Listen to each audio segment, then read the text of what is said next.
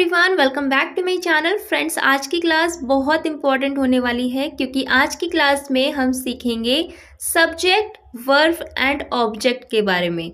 Friends, अगर आप इन तीनों को समझ गए ना तो आपको कभी भी इंग्लिश सेंटेंस को बनाने में, समझने में कोई दिक्कत नहीं होने वाली है। और मैं आपको ट्रिक्स भी बताऊंगी कि कैसे एक सेंटेंस में इन तीनों को आइडेंटिफाई करते हैं। सो वीडियो में पूरा एंड तक बने रहिएगा। चलिए वीडियो को स्टार्ट करते हैं। तो सबसे पहले बात कर लेते हैं सब्जेक्ट के बारे में।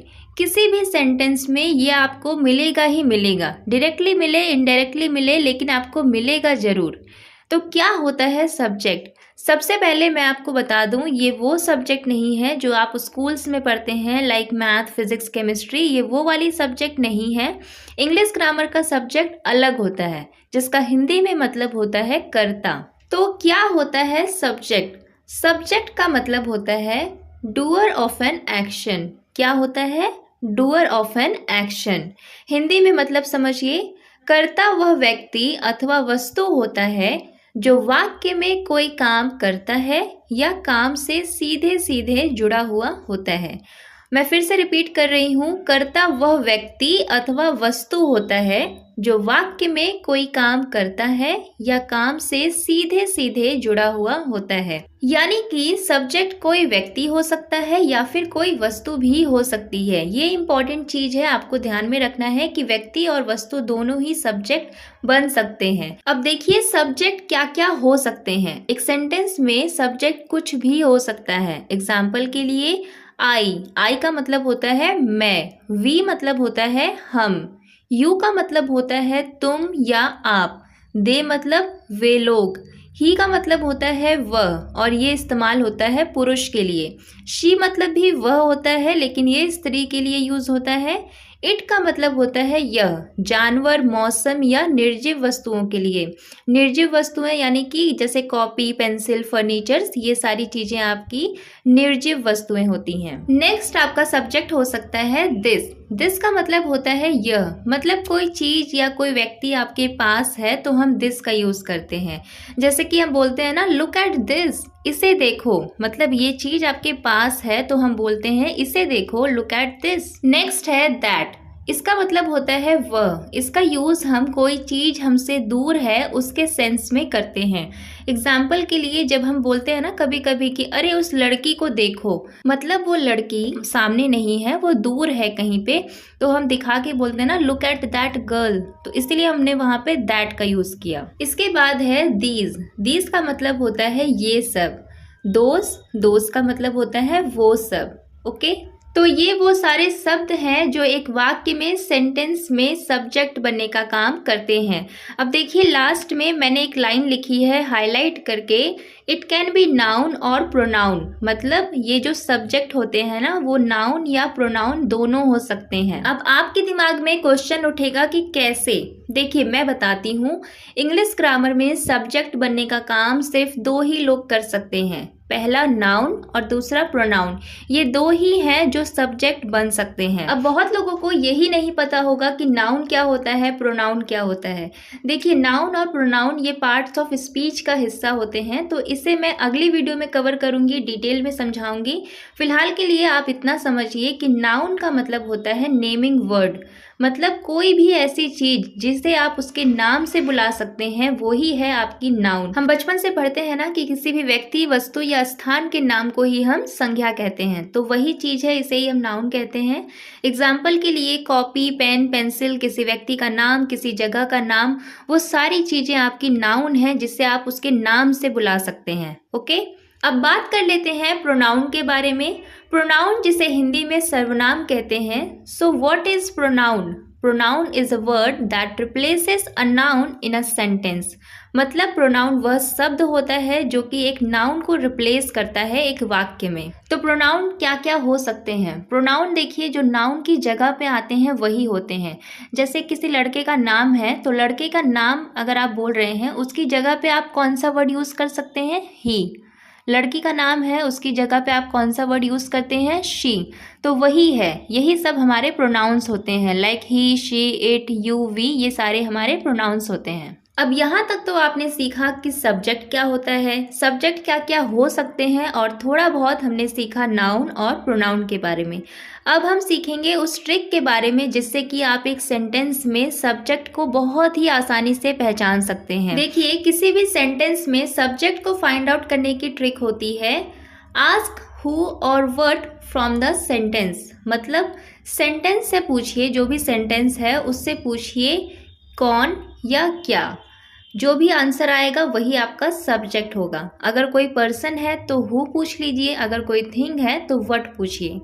आई नो आपको समझ में नहीं आया होगा, मैं आपको एग्जाम्पल से समझाऊंगी, अच्छे से समझ में आएगा। देखिए एग्जाम्पल्स। देखिए एग्जाम्पल, मैं क्रिकेट खेलता हूँ। अब देखिए सेंटेंस क्या है कि मैं क्रिकेट खेलता हूँ। सेंटेंस से पूछिए क्रिकेट कौन खेलता है, ये जो खेलने का काम है वो कौन कर रहा है, मैं। तो यही हो गया आपका सब्जेक्ट। दूसरा एग्जाम्पल देखिए, सीता स्कूल जाती है। स्कूल कौन जा रही है, सीता। यहाँ पे भी कौन का आंसर आया, सीता, तो ये हो गई आपकी सब्जेक्ट। नेक्स्ट एग्जाम्पल देखिए, ये कलम अच्छी है। तो अब आप सेंटेंस से पूछिए कि क्या अच्छा है, मतलब व्हाट। इस व्हाट के आंसर में आपको मिलेगा कलम। जो आपको आंसर मिला व्हाट का वही आपका सब्जेक्ट हो गया, तो यहाँ पे सब्जेक्ट है कलम। नेक्स्ट एग्जाम्पल देखिए, धूम्रपान करना सेहत के लिए हानिकारक है। ये तो आप सभी ने सुना होगा, हर जगह लिखा रहता है smoking is bad for health. तो यहाँ पे आप क्वेश्चन कीजिए सेंटेंस से कि क्या हानिकारक है, क्या मतलब व्हाट। व्हाट के रिप्लाई में आपको आएगा कि धूम्रपान करना सेहत के लिए हानिकारक है। तो यहाँ पे सब्जेक्ट क्या हो जाएगा, स्मोकिंग, यानी कि धूम्रपान। तो आपको समझ में आया कि किसी भी सेंटेंस में हु या व्हाट के रिप्लाई में आपको जो भी आंसर मिलेगा वही आपका सब्जेक्ट हो जाता है। सिंपल। अब हम देख लेते हैं कि वर्ब यानी कि क्रिया किसे कहते हैं। देखिए सीधे सीधे एक लाइन में समझिए, जो किया वही क्रिया, जो किया वही क्रिया, यानी कि आपने जो भी काम किया वही हो गई आपकी क्रिया। All action words are verb. तो यहाँ पे क्या कहा गया है कि जितने भी एक्शन वर्ड्स होते हैं वो आपके वर्ब होते हैं। अब एक्शन वर्ड्स क्या होते हैं, सीधे सीधे समझिए। एक्शन वर्ड्स का मतलब है कि जो भी काम हो रहा है वही आपके एक्शन वर्ड्स हो गए। जैसे कि खाना, खेलना, कूदना, ये सारे एक्शन वर्ड्स हैं। इसमें कुछ ना कुछ एक्शन हो रहा है, कुछ ना कुछ मूवमेंट हो रही है, तो यही हो गई आपकी वर्ब। अब हिंदी में मतलब समझिए, क्रिया वह शब्द होता है जो यह बताता है कि कर्ता यानी कि सब्जेक्ट आखिर कर क्या रहा है। क्रिया वह शब्द होता है जो यह बताता है कि कर्ता यानी कि सब्जेक्ट आखिर कर क्या रहा है। सब्जेक्ट के बारे में आपने अभी अभी पढ़ा कि जो काम कर रहा है या फिर जिसके बारे में बात हो रही है वो होती है आपकी सब्जेक्ट। अब सब्जेक्ट जो काम करेगा वो हो जाएगा आपका वर्ब। अब हम देखेंगे कि वर्ब को पहचानने का तरीका क्या होता है। देखिए वर्ब यानी कि क्रिया के अंत में ना होता है। क्या होता है, ना। एग्जाम्पल के लिए, ईट मतलब हो गया खाना, प्ले मतलब होता है खेलना, रीड का मतलब होता है पढ़ना, राइट का मतलब होता है लिखना, और कम का मतलब होता है आना। यहाँ पे देखिए जितने भी वर्ड्स मैंने आपको बताए, जैसे कि खाना, खेलना, पढ़ना, लिखना, आना, इन सब के लास्ट में क्या आ रहा है, ना। तो ये सारे आपके हो गए वर्ब। क्रिया की एक खास बात होती है कि ये अपना रूप बदलता है। जी हाँ, ये अपना रूप बदलता है सेंटेंस के अकॉर्डिंग। सेंटेंस में जिस तरह से आप बोलना चाहेंगे उसी के अनुसार आप वर्ब्स की फॉर्म को लगाएंगे। अब देखिए ये अपना रूप कैसे बदलता है। वर्ब की 5 फॉर्म्स होती हैं, V1, V2, V3, V4 and V5। Example के लिए देखिए, ईट का मतलब होता है खाना, एट का मतलब होता है खाया, ईटन का मतलब होता है खा चुका है, ईटिंग का मतलब होता है खा रहा है, और ईट्स का मतलब होता है खाना। दूसरा एग्जाम्पल देखिए, गो का मतलब हो गया जाना, वेंट का मतलब होता है गया, गॉन का मतलब होता है जा चुका है, गोइंग मतलब जा रहा है, गोज मतलब जाना। ऐसे ही बहुत सारे वर्ब्स होते हैं जिनकी फॉर्म्स आपको याद होनी चाहिए, V1, V2, V3, ये तो मोस्ट इम्पॉर्टेंट है याद रखना। इनके बारे में हम किसी और क्लास में डिस्कस करेंगे। फिलहाल के लिए आप इतना समझिए कि ये जो हैं सारे वर्ड्स, ये क्या है, ये सारे आपके वर्ब्स हैं। अब हम समझ लेते हैं अपना last topic and that is object. Object को हिंदी में बोलते हैं विषय वस्तु। सो क्या होता है object? Object is an receiver of an action. क्या होता है? Receiver of an action. Hindi में मतलब समझिए, विषय वस्तु यह वह व्यक्ति या वस्तु है जो क्रिया यानी कि वर्ब से सीधे सीधे यानी कि डायरेक्टली प्रभावित होता है। इसका मतलब ये है कि आप जो भी काम कर रहे हैं उसका असर जिस व्यक्ति पे या जिस चीज पे पड़ेगा वो हो जाएगा आपका ऑब्जेक्ट। एग्जाम्पल से समझते हैं। देखिए, मैं फुटबॉल खेलता हूँ, आई प्ले फुटबॉल। यहाँ पे काम क्या हो रहा है? खेलने का। तो प्ले हो गया आपका वर्ब। काम कर कौन रहा है? काम कर रहा है मैं, यानी कि आई हो गया आपका सब्जेक्ट। अब देखिए आपका ऑब्जेक्ट यहाँ पे क्या है?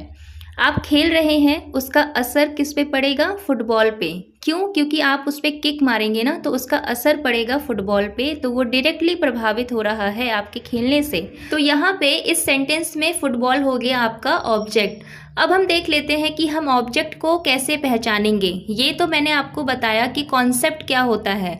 अब मैं आपको ट्रिक बताऊंगी कि ऑब्जेक्ट को आप कैसे पहचान सकते हैं। देखिए, ऑब्जेक्ट को पहचानने की ट्रिक ये होती है कि सबसे पहले आप वर्ब को ढूंढिए, मतलब सेंटेंस में काम क्या हो रहा है, वर्ब क्या है, आप उसे पकड़िए। फिर वर्ब से क्वेश्चन कीजिए, क्या या किसे, मतलब वर्ब से पूछिए व्हाट या whom। इसके आंसर में जो भी आएगा वही हो जाएगा आपका ऑब्जेक्ट। अगर कोई पर्सन है तो whom पूछ लीजिए, और अगर कोई थिंग है तो what पूछिए। एग्जाम्पल से समझेंगे, अच्छे से समझ में आएगा। देखिए, मैं अंग्रेजी बोलता हूँ, आई स्पीक इंग्लिश। तो मैंने आपको क्या बताया कि ऑब्जेक्ट फाइंड आउट करने के लिए आपको सबसे पहले वर्ब को खोजना होता है। तो इस सेंटेंस में वर्ब क्या है? मैं अंग्रेजी बोलता हूँ, तो यहाँ पे काम क्या हो रहा है? बोलने का। तो स्पीक हो गई आपकी वर्ब। फिर मैंने आपको बताया कि वर्ब से पूछिए क्या या किसे।